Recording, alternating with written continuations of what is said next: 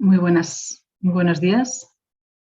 Bienvenidos todos a esta segunda jornada de los desayunos formativos BioIncubatec. Creo que me escucháis bien. Les agradecemos a todos que durante el desarrollo de esta sesión mantengan los micrófonos cerrados y al final de la misma les comentamos que habrá un turno de preguntas y respuestas en caso de que quieran participar en ese momento. Les comento que la Universidad de Santiago de Compostela lidera a través del área de valorización, transferencia y emprendimiento el proyecto BioIncubatec, incorporando al partenariado a la Cámara de Comercio de Santiago de Compostela y a UNInnova, iniciativas empresariales innovadoras, bajo la fórmula de proyecto de colaboración. El proyecto está cofinanciado por el Fondo Europeo de Desarrollo Regional FEDER, dentro del Programa Operativo Plurirregional de España FEDER 2014-2020, incubadoras de alta tecnología para el fomento de la innovación y la transferencia de tecnología a las micropymes, Fundación INCIDE. BioIncubatec, incubadora de alta tecnología para el fomento de la innovación y transferencia de biotecnología en el ámbito de la salud y las tecnologías alimentarias a las micropymes, tiene entre sus objetivos la mejora de la competitividad de las empresas de los sectores bio, ciencias de la salud y tecnologías alimentarias a través de la transferencia de tecnología y el desarrollo de acciones de incubación, fomento de la innovación, mentoring, networking y acciones de comunicación y promoción. Desde BioIncubatec se pone en marcha acciones destinadas a la mejora del desempeño de las empresas en el entorno cada vez más competitivo, en las que se enmarca el programa del ciclo de desayunos. A través de este programa se ofrecerán 25 desayunos formativos organizados en 5 ciclos de 5 desayunos, que tendrán lugar de forma telemática y en el que los asistentes podrán, por medio de una exposición de ponentes de referencia en los ámbitos biotecnológico del sector salud y agroalimentario, ampliar sus conocimientos en diferentes temáticas clave para el lanzamiento, consolidación e internacionalización de las nuevas empresas. Asimismo, los proyectos interesados podrán mantener encuentros privados con el fin de intercambiar intereses o dudas. A continuación, voy a ceder la palabra a Sabela López Figueiras, técnica del área de valorización, transferencia y emprendimiento de la Universidad de Santiago de Compostela. Buenos días, señora López, cuando quiera.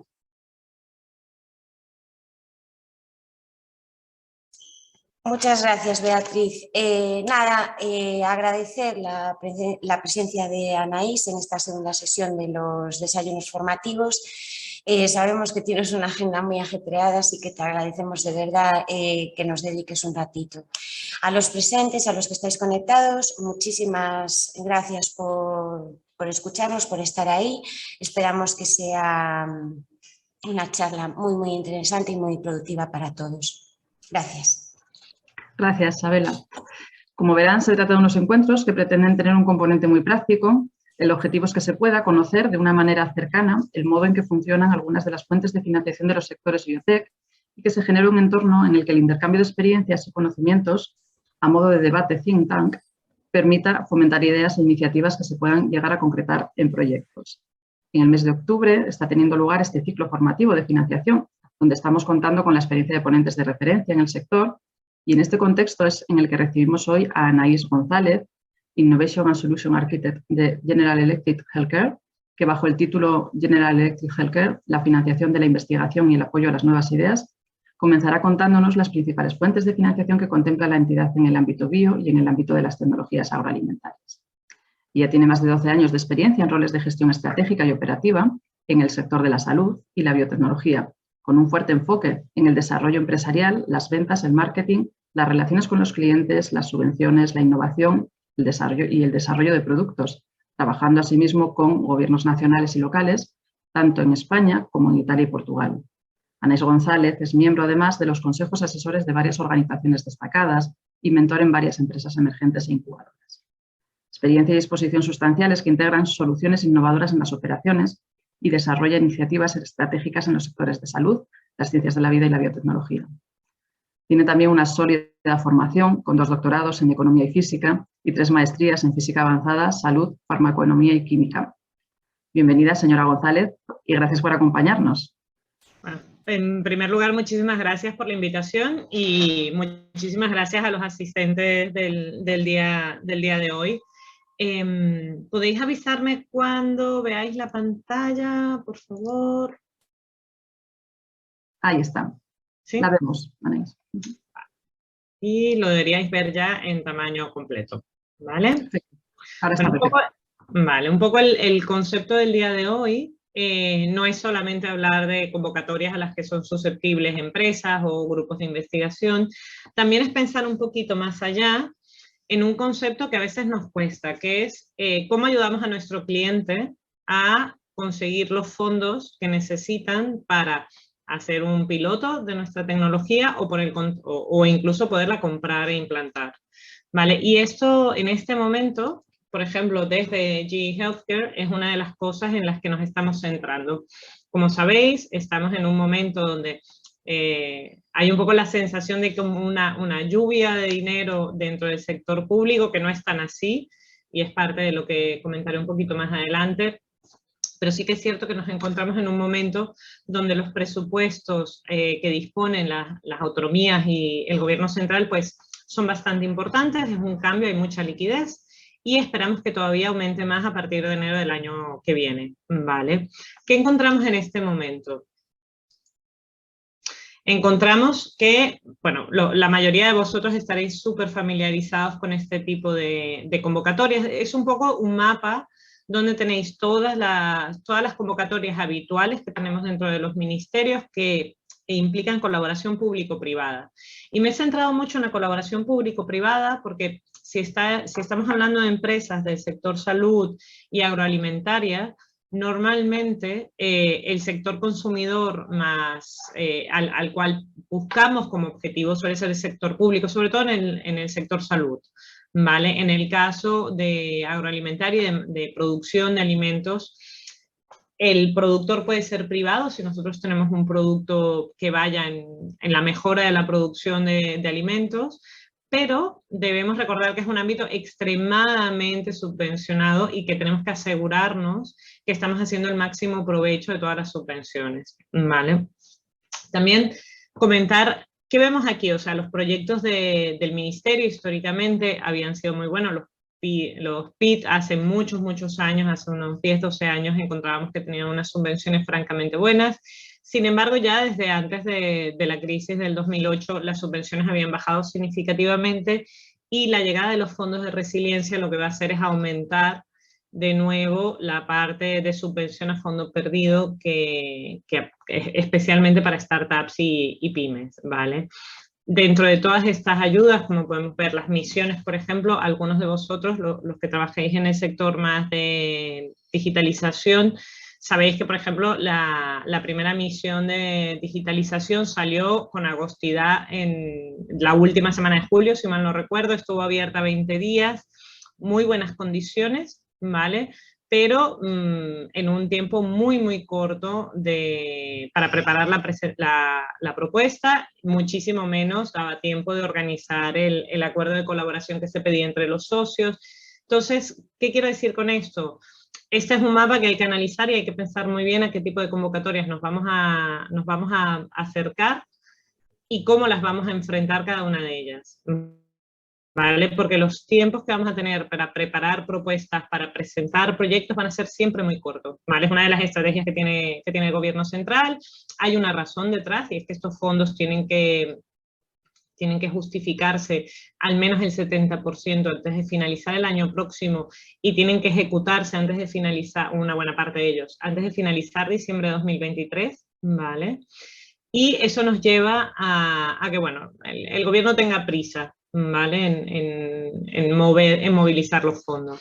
Por el otro lado, veremos cambios, por ejemplo, en las líneas de financiación tipo Neotec, que como sabéis es como la convocatoria estrella para startups y empresas de reciente creación, igualmente con los retos colaboración, que para mí es uno de los mejores elementos para hacer colaboración público-privada. Si estamos pensando en trabajar, por ejemplo, en hacer un piloto, una potencial transferencia tecnológica de un centro tecnológico a una empresa, pues retos colaboración suele ser un marco en el que nos sentimos relativamente cómodos, ¿vale?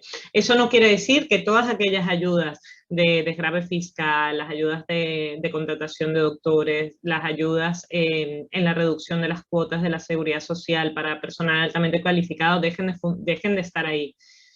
Siempre digo lo mismo, o sea, cuando estamos en una empresa pequeña o mediana, hay que valorar muy bien el esfuerzo que va a llevar a hacer cualquiera de estas, a aplicar a cualquiera de estas subvenciones versus el revenue que vais a obtener, ¿vale? Muchas de ellas son extremadamente laboriosas y requieren muchísimas horas de preparación de reportes y no necesariamente económicamente sale a cuenta, ¿vale? Entremos un poco en el Next Generation, hablemos un poco de los presupuestos que tenemos enfrente. O sea, antes de la llegada del COVID teníamos únicamente el proyecto, los proyectos de Horizonte Europa, ¿vale? Que venían a marcar un cambio un poco con cómo se había estado trabajando la financiación pública, la financiación europea en este caso, virando todavía más a, por ejemplo, en el caso de salud, a la medicina translacional, a los pilotos y a proyectos mucho más orientados a mercado, ¿vale? Sobre todo con la aparición del EIC y con todas las convocatorias nuevas que saca el EIC. Llega el COVID y en la primera ola, que es cuando se decide crear este fondo de resiliencia y de apoyo a la economía, las 3 economías más golpeadas son, bueno, Portugal por un lado, Italia y España. ¿Vale? Es por ello que dentro del plan de financiación que plantea Europa, las ayudas son significativamente más altas para España, Italia y Portugal que para el resto de los países europeos.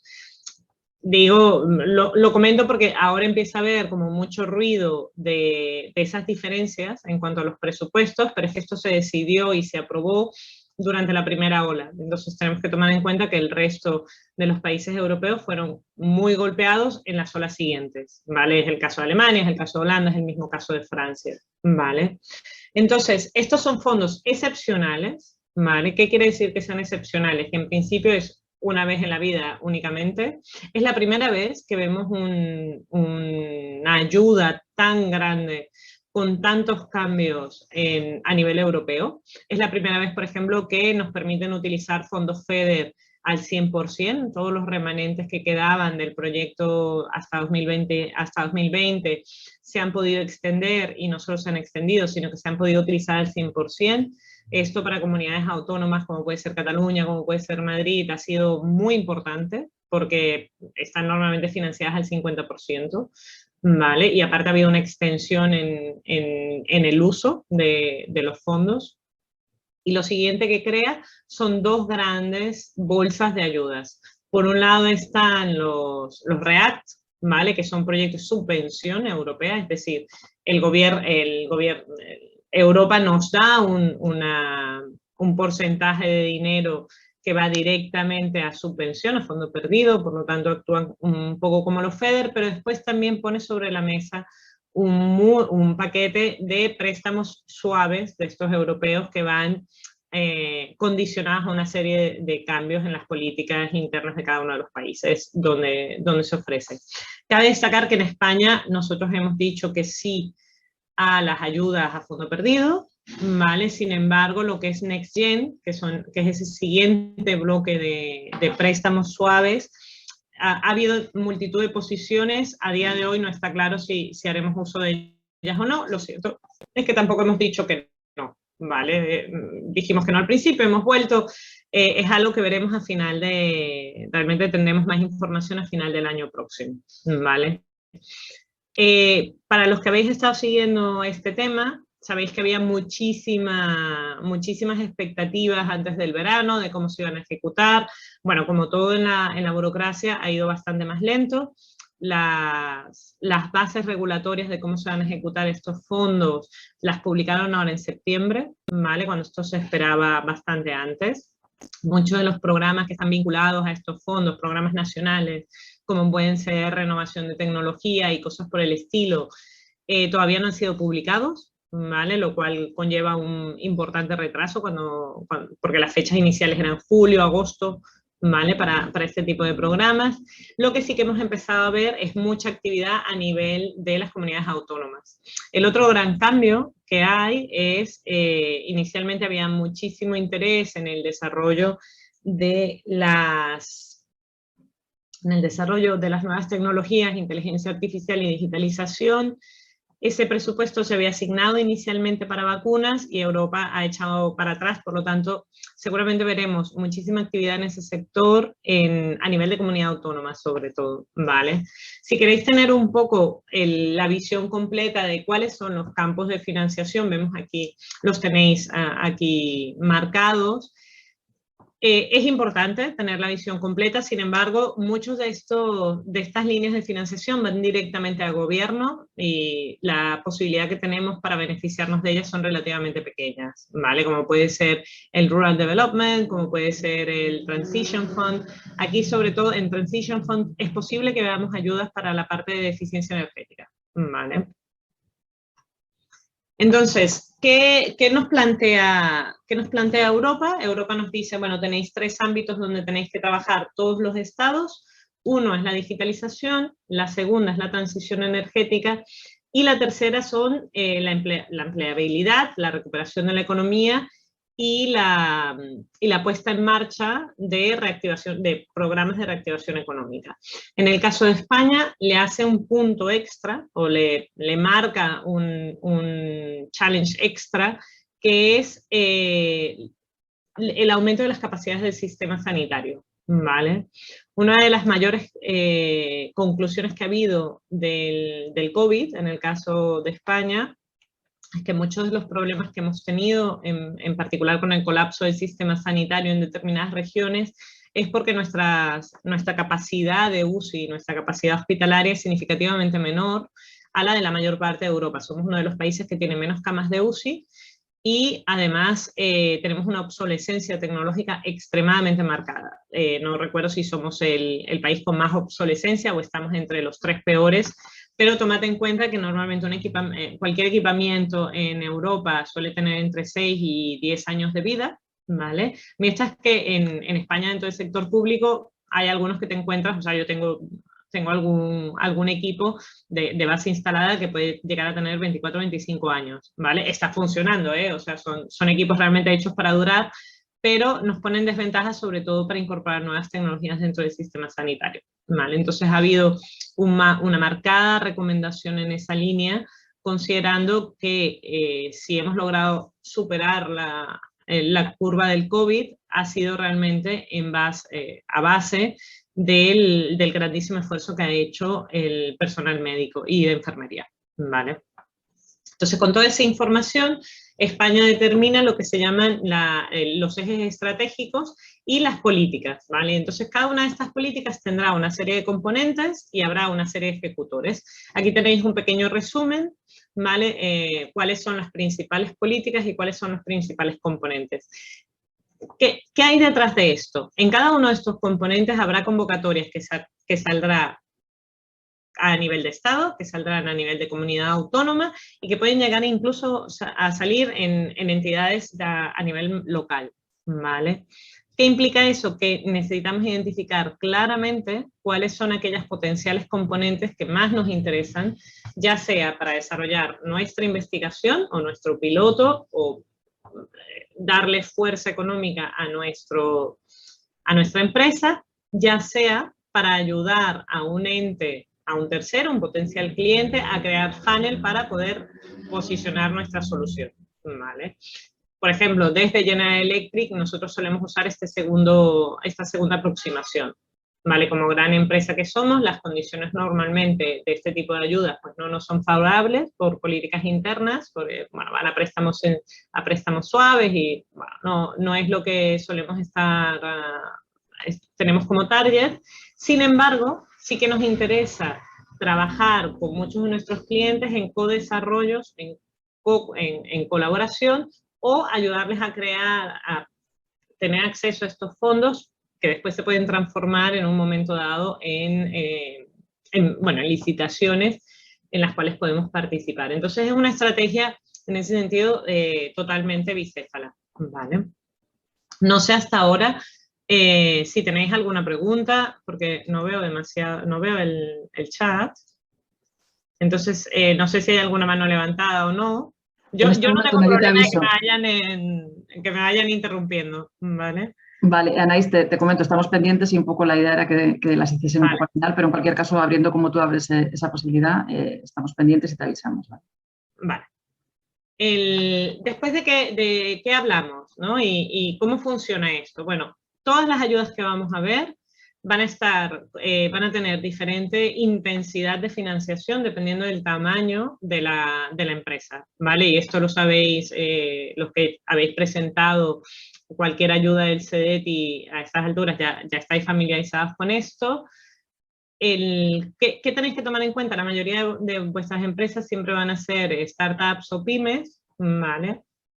Por lo tanto, la intensidad de las ayudas es bastante grande, ¿vale? El mayor problema que estamos viendo, por ejemplo, con convocatorias como las misiones, con convocatorias como las que está sacando el CEDETI, que son para consorcio, es que uno de los requerimientos previos es el acuerdo de colaboración entre socios, donde se pide que se establezcan hasta las condiciones de propiedad intelectual, licenciamientos. Eso requiere muchísimo tiempo en el caso de que trabajéis con una empresa grande, como yo lo hablo por mi casa, ¿vale? La burocracia que puede llegar a tener una compañía multinacional como General Electric puede ser bastante similar a la de cualquier ente público. Por lo tanto, es importante que trabajéis estos conceptos antes de que abra la convocatoria, ¿vale? Y esto forma parte de ese diseño de la estrategia de la financiación pública.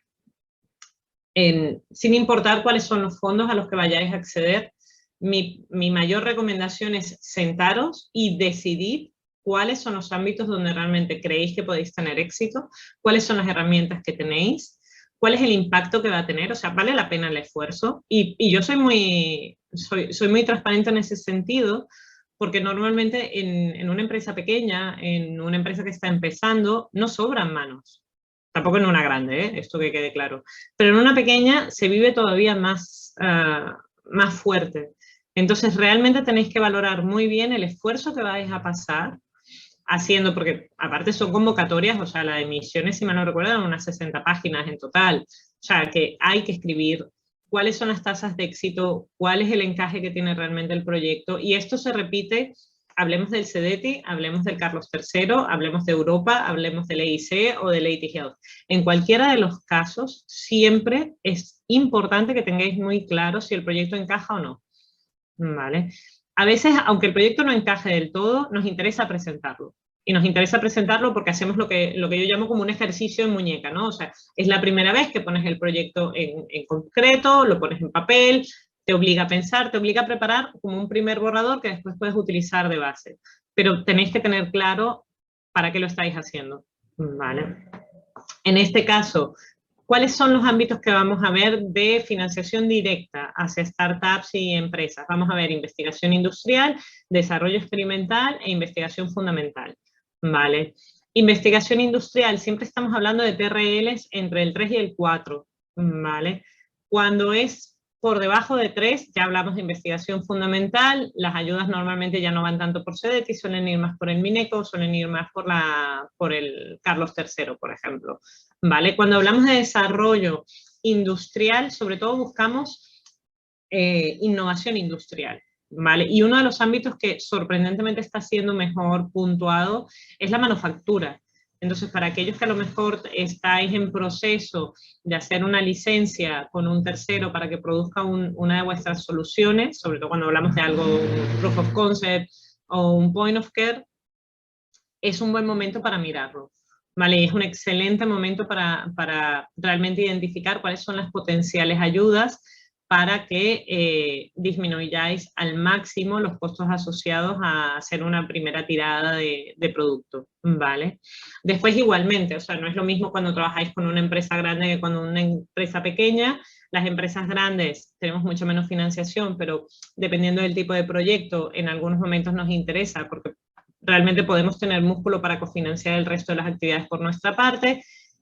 Por el otro lado, somos extremadamente burocráticas, muchas veces las decisiones no se toman aquí, y eso es una cosa que cuando hablamos con startups, incluso cuando hablamos con centros de investigación, no se toma en cuenta. O sea, no, en términos generales, no nos podéis avisar con una semana de anticipación, porque muchas veces la decisión no la vamos a poder tomar a nivel local, vamos a tener que ir fuera, y eso implica pues retraso, ¿vale? O sea, yo lo llamo subir las escaleras y bajarlas, ¿no? Va a tener que subir muchas escaleras y va a tener que volverlas a bajar, y por lo tanto normalmente, por ejemplo, yo desde el punto de vista de General siempre intento mantener un buffer de tiempo de un mes. O sea, a mí la gente me suele avisar con un mes de anticipación para que yo pueda realmente ser capaz de tener una respuesta sólida, y aparte de saber quiénes son las personas que voy a tener que involucrar, porque muchas veces no es que no las tengo aquí, es que a lo mejor no las tengo ni en Europa, ¿vale?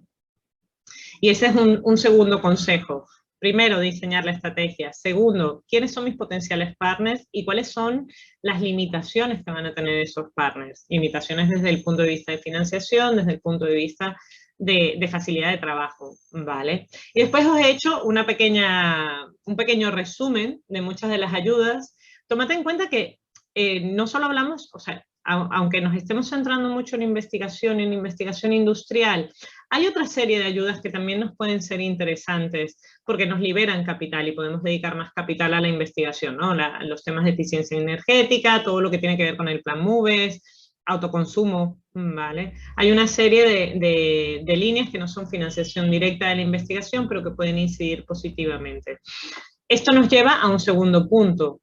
Dependiendo del tipo de producto que tengáis, tenéis que desarrollar cuál es la estrategia verde de vuestros productos, porque será una cosa que veremos cada vez más dentro de las licitaciones. ¿Cómo desarrollamos esa estrategia si nunca nos lo hemos planteado? Miremos qué financian, porque si miramos lo que financian, sabremos lo que nuestro cliente va a estar evaluando, ¿vale? Por ahora lo hemos visto, o sea, en mi sector, equipamiento, electromedicina, imagen y servicio electromédico, empezamos a ver en las licitaciones algún punto que nos marcan referente a si tenemos un plan de energía, cuál es la huella de carbono de nuestros equipos, programas de reciclado de determinados materiales, por ejemplo, los absorbedores de los ventiladores, pero sabemos, por experiencias en otros países, que será algo que veremos todavía más a partir del año que viene, ¿vale? Tercer punto, usad la información no solo para vuestro beneficio, pensad en vuestro potencial cliente y cómo lo podéis ayudar simplificando vuestra propuesta de valor, ¿vale? Haced siempre la propuesta de valor lo más completa posible.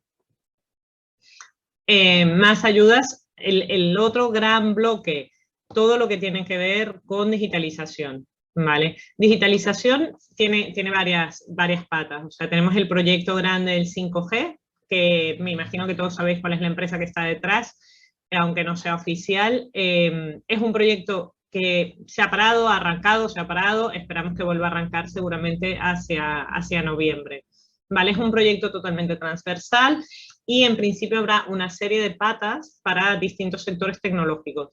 Mi recomendación, si trabajáis en salud y el proyecto del 5G os puede afectar directa o indirectamente, poneos en contacto con la principal empresa proveedora de telefonía en España e intentad ver cómo podéis encajar.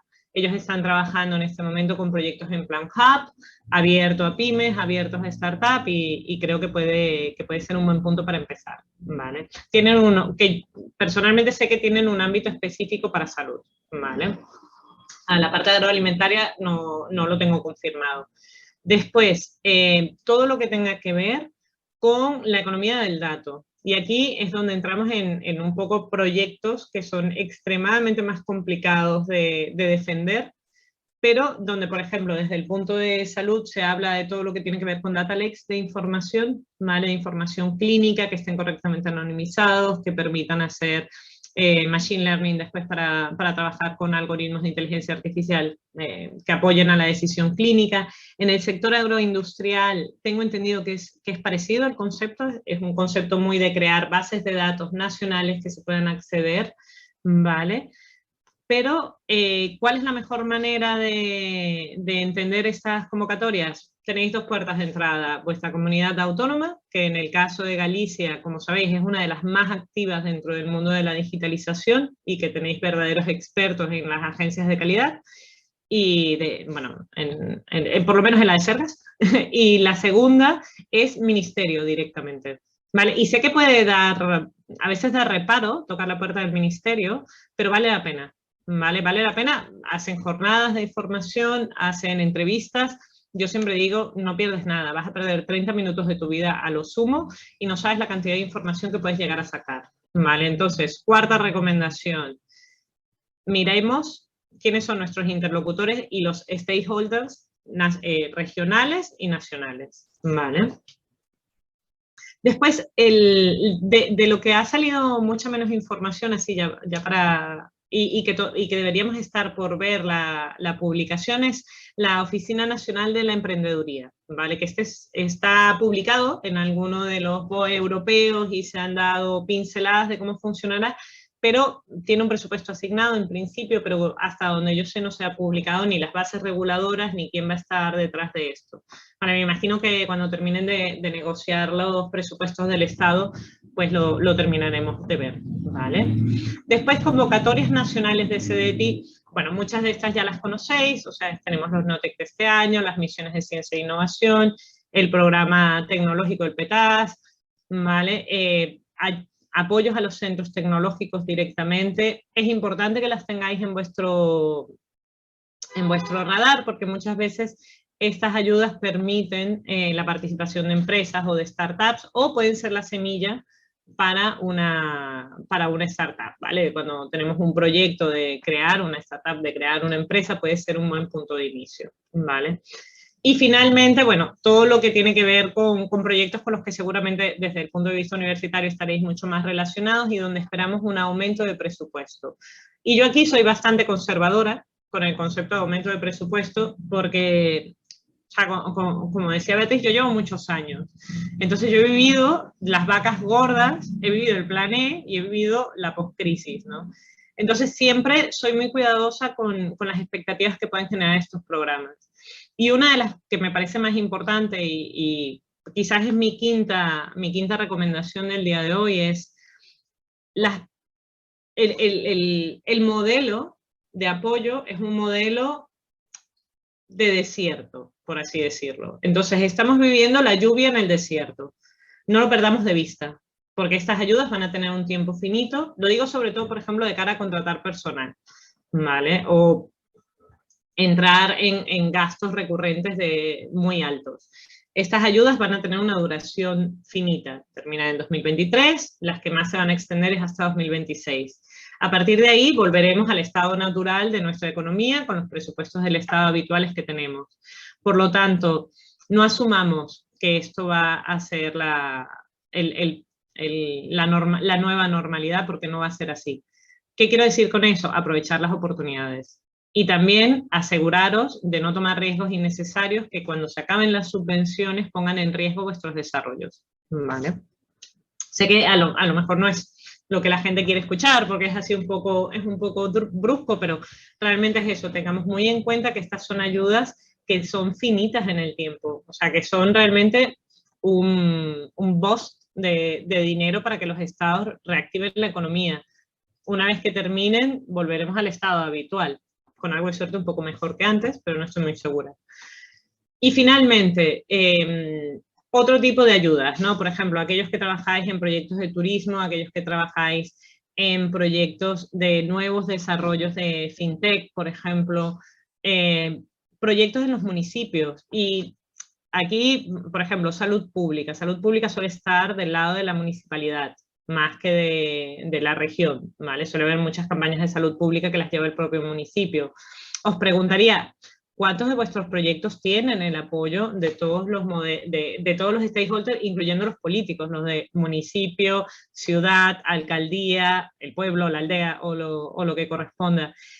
Y esto es la última reflexión de la jornada. Estamos hablando de ayudas que tienen un componente político. Y voy a ser totalmente transparente, o sea, cuando se ha hablado de los PERTE, cuando se ha hablado de según qué tipo de ayudas, tienen un componente político, lo cual quiere decir que tenéis que también jugar con quién tiene la información, quién es el decisor y a quién le interesa cortar la cinta.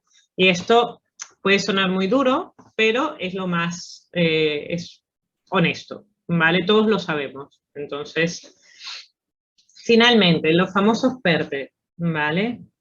Los proyectos estratégicos, donde, bueno, el primero es el de movilidad, ¿vale?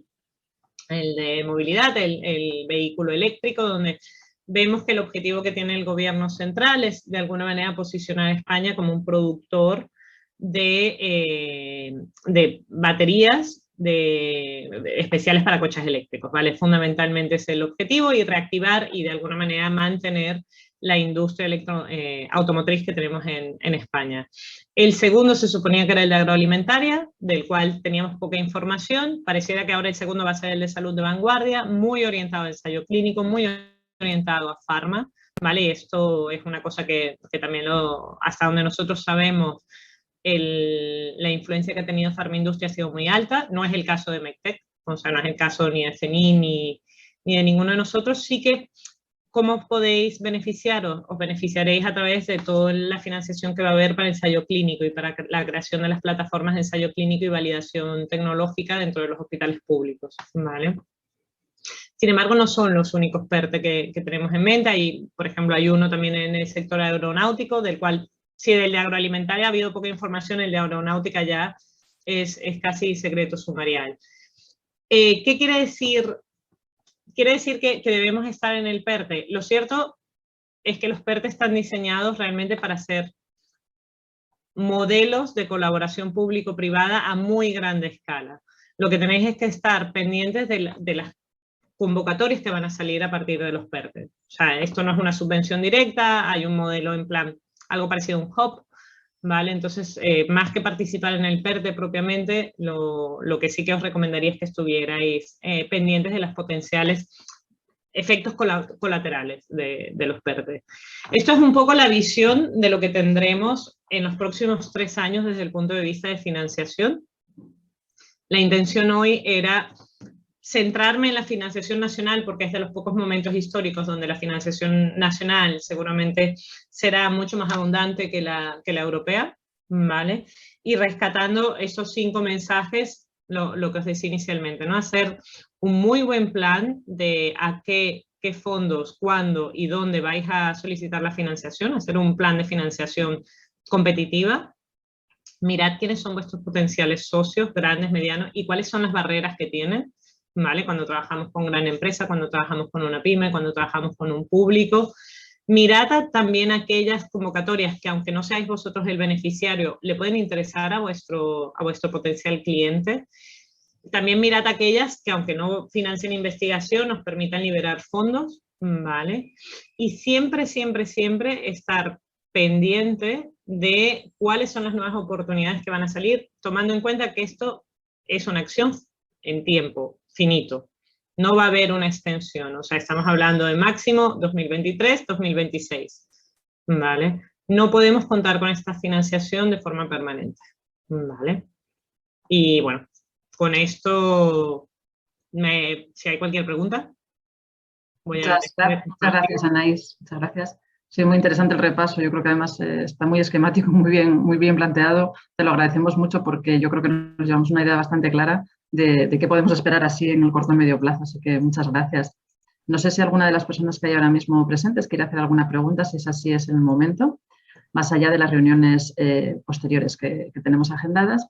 Entre tanto, yo te voy a hacer una muy rápida, no tenemos mucho tiempo, pero sí me gustaría preguntarte un poco al hilo de lo que has comentado, ¿no? ¿Cuáles son los pasos que se pueden dar para lograr una colaboración exitosa con una gran empresa cuando se viene de una pyme? Es algo que has comentado así un poquito de pasada, pero que puede ser de interés también, entiendo, para nuestro público hoy. Lo más complicado es una de las preguntas recurrentes y os voy a ser totalmente transparente. O sea, tomad en cuenta que, como os decía, las decisiones no necesariamente se toman a nivel de España, por ejemplo, en mi caso. Entonces, muchas veces lo que tenéis es un contacto comercial. El contacto comercial no es quien para decidir absolutamente nada con respecto a una colaboración. Por lo tanto, más que preguntarles si les interesa colaborar, es preguntar quién toma las decisiones de las colaboraciones, con quién debéis hablar y cuál es el proceso para llegar hasta ese punto. Vale.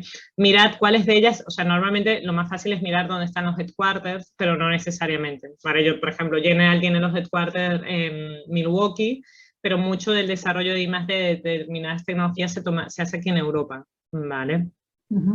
Y después ser muy conscientes de que es un proceso largo. Y cuando digo largo es extremadamente burocrático dentro de la propia empresa. Por lo tanto, no esperéis respuesta, o sea, si realmente estáis urgidos, probablemente una gran empresa no sea el mejor punto de partida, ¿vale? Estad preparados para una legión de burocracia, o sea, NDAs, abogados, revisiones, es algo que va a pasar. Y sobre todo, una tendencia que vemos mucho es que la pyme se acerca y el comentario es cómprame. ¿No? Digamos, la pyme, la startup se acerca y es cómprame. Y no todas las empresas están en ese modelo de expansión, ¿vale? Muchas, y por ejemplo, nosotros tenemos acuerdos con empresas que son muy pequeñas. Sofía Genetics, por ejemplo, es una empresa basada en Suiza, que a efecto práctico tiene unos 4 años de vida y es relativamente pequeña. Y sin embargo, no lo hemos adquirido, lo que realmente tenemos es un acuerdo de colaboración. Por ejemplo, nosotros tenemos una plataforma de aceleración para startups que trabajan con un programa entero que se llama Edinson, que trabajan en el sector del diagnóstico por la imagen sobre todo, y el modelo es parecido, o sea, el modelo ya no es quiero comprar tu tecnología, es oye, mira, vamos a ir juntos porque complementas mi solución en determinados casos. Y esa es la tercera pata, o sea, yo cuando me acerco a un cliente, por ejemplo, para trabajar en la productividad del bloque quirúrgico, ¿vale? Hay muchísimas de las soluciones que mi cliente va a necesitar que yo no las tengo en mi portafolio, no es mi campo y no voy a ser buena. Sin embargo, sí que tengo mis socios estratégicos y algunos de ellos realmente son pymes y son startups, que tienen una solución única que le puede complementar muy bien a la necesidad del cliente y que a mí me interesa ir con ellos. Entonces, yo puedo poner a lo mejor ese nombre grande, pero a la final, entre comillas, ¿no? Somos licitaciones separadas, ¿vale? El puente, ¿no? Pero trabajamos en conjunto y esto para mí es uno de los modelos que cuesta, pero que suele ser más sencillo que intentar colaborar directamente con la empresa a nivel de headquarters, que a mí me cuesta un montón llegar hasta Milwaukee o Múnich, o sea, cualquiera de los dos parecía que me quedan igual de lejos. Pues nada, muchísimas gracias, Anaís. Es muy clarificador de cómo funciona y de cómo hacer esa aproximación. Lamentablemente hemos agotado el tiempo disponible. Tenemos que cerrar ya esta parte de la sesión. No sin antes agradecerles a todos pues, la atención, a ti, Anaís, especialmente pues, tu intervención y tu esfuerzo de resumen. Y bueno, pues nada, recordarles a todos los que han solicitado un encuentro posterior que con el ponente que deben conectarse a través del otro enlace que han recibido. Y de igual manera voy a aprovechar para recordarles que al finalizar este encuentro recibirán ustedes un enlace para una encuesta. Les agradecemos mucho que la respondan, es muy cortita, pero nos ayuda a mejorar. Así que les agradezco que hagan ese esfuerzo quienes puedan, ¿vale? Nada más por nuestra parte. Gracias de nuevo a todos y despedimos en este momento la sesión. Gracias. Gracias.